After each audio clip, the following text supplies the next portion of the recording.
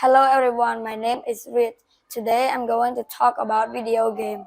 But before getting to my topic, I want to ask you that did you believe video game can make you smarter? What if I tell you that video game it isn't bad at all and you can become smarter by playing video game?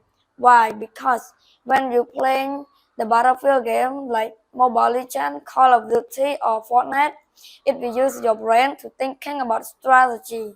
So when you're thinking about strategy, how to attack, how to defend, how to win the game, your brain will working and flexible than the other people.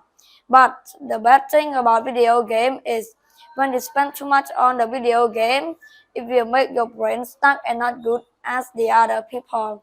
So don't spend too much time on video game. And I hope parents let their son play video game but not much. Don't feel bad about playing video game. Cause when you play, you're making yourself smarter.